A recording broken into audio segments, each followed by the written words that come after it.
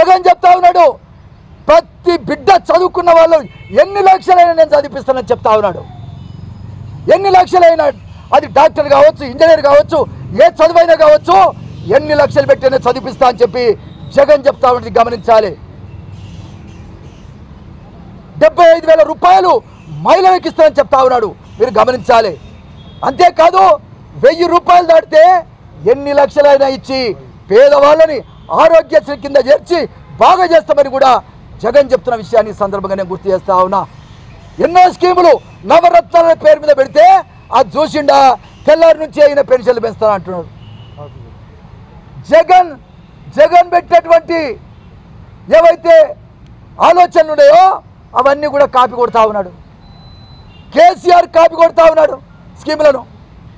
నేను ఒకటే ఈ సందర్భంగా చెప్తా ఉన్నా, చంద్రబాబు కేసీఆర్ మోడీకి కూడా ఉత్తరం రాస్తామని చెప్పాడు. నీకెందుకే మరి బాధ? ఆయన ఎక్కడ రాస్తాడో, రాస్తే ఆంధ్ర ప్రజలకు కేసీఆర్ ఎక్కడ దేవుడు అవుతాడో అని నువ్వు బాధపడుతున్నట్టు కనబడతా ఉంది. ఆయన ఇలా స్టేట్మెంట్ చూసా, జగన్ చేత మరి అది కేసీఆర్ చేత ప్రత్యేక హోదా గురించి ఉత్తరం ఇప్పిస్తారా అని అడుగుతా ఉన్నాడు. ఖచ్చితంగా కేసీఆర్ రాస్తాడని ఈ సందర్భంగా తెలుసా, రాయాలని కూడా కేసీఆర్కి సందర్భంగా నేను విజ్ఞప్తి చేస్తా ఉన్నా. ఇప్పుడు ఎన్నికలు రాస్తే అది రాజకీయం అవుతుంది. రేపు ఖచ్చితంగా ఎన్నికలు అయినాక ప్రధానమంత్రి ఎవరైనా ఉత్తరం రాసి స్వంత లాభము కొంత మానుక పొరుగు వాడికి తోడుపడబోయని గురజాడ అప్పారావు గారు చెప్పారు.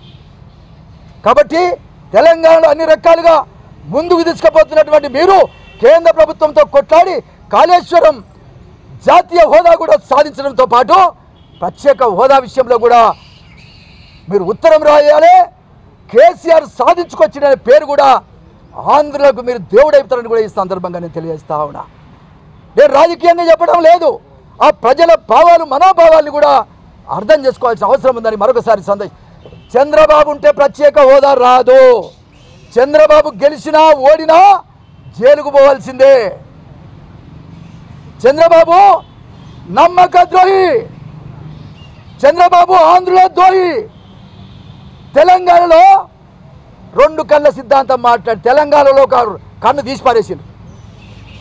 ఇక 2వ కన్ను ఆంధ్రులు తీసేస్తారని కూడా ఈ సందర్భంగా నేను తెలియజేస్తా ఉన్నా.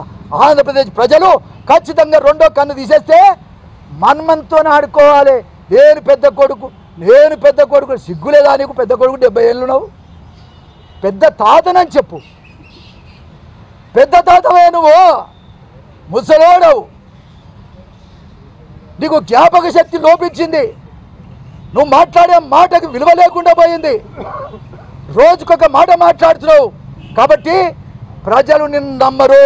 నిరంతర న్యూస్ అప్డేట్ కోసం ఛానల్ ను సబ్స్క్రైబ్ చేయండి. పక్కనే ఉండే బెల్ సింబల్ ను క్లిక్ చేయడం మర్చిపోకండి. అప్డేట్స్ ని మిస్ అవ్వకండి. Thanks for watching. Please like, comment, share. Follow on Facebook, Google+, Twitter, Instagram. For more updates, please subscribe Great Telangana TV.